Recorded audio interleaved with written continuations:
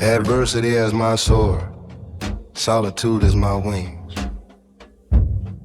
I listen closely to the low growls of the beast within the iron cage. The monster I had become, and charged toward the hacks and the windmills, being likened to a madman or an eccentric once brought a wry smile to my face. But perhaps I had already parted ways with sanity when I stood dismayed by a distorted sketch, a failed coloring, or a fractured layout.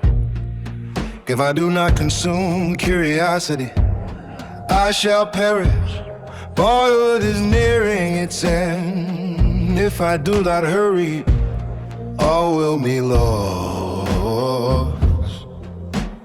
Carrying such constant urgency, I welcome my 50s to claim I am still a child at heart is in truth utterly pathetic. The ethics that serve as our individual compasses, loudly I am labeled an Aesthete, a Symbolist, and so on.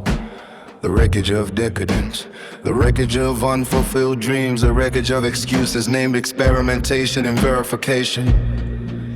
The absurdity of a failed man of letters challenging the Langland's program. The futility of memorizing crime numbers, starting from 2. A pitiful old man clad in nothing but the spirit of chivalry. The vulgarity of clinging to a shadow of superiority by judging others. The incoherence of explaining to oneself while desperately avoiding the word passion.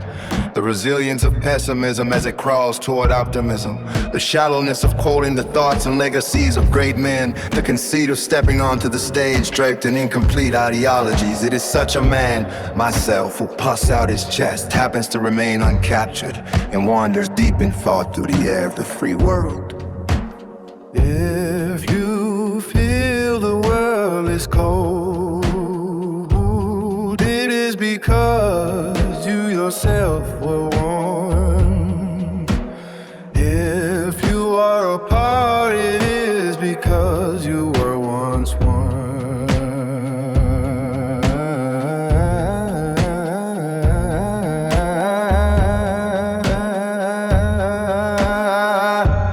Those who say they need no friends once sat down. Those who feel lonely once knew warmth. The smolder is proof that you once burned brightly. If you still defeated, it means you have fought. Those who feel betrayed once chose to believe. If tomorrow were guaranteed, no one would grow with the desire to live. Even these thoughts are but the remnants consumed in the process of creation.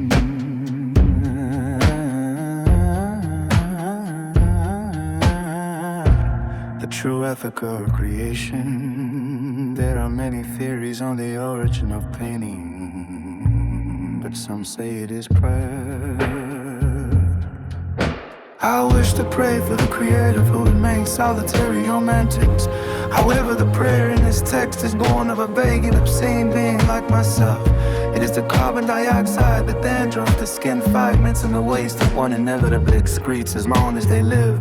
Would a decent person describe these as footprints, pilots, or ruts in the road? In truth, they are the flowers that once bloomed in secret, and simultaneously the seeds yet to sprout. We got wish to pray softly upon the headstone of a work if a flower should bloom. And if you found that flower beautiful, it may be that the scenery in which you are placed is hideous. I leave this behind with the intent of reconciling both pain and contempt for those who create. The closer one gets to multifaceted truth, the more hope for a bright future. To be found by someone like Voynich, judged as indecipherable, exposed to the winds of meaninglessness, and finally, to become a beautiful forgery.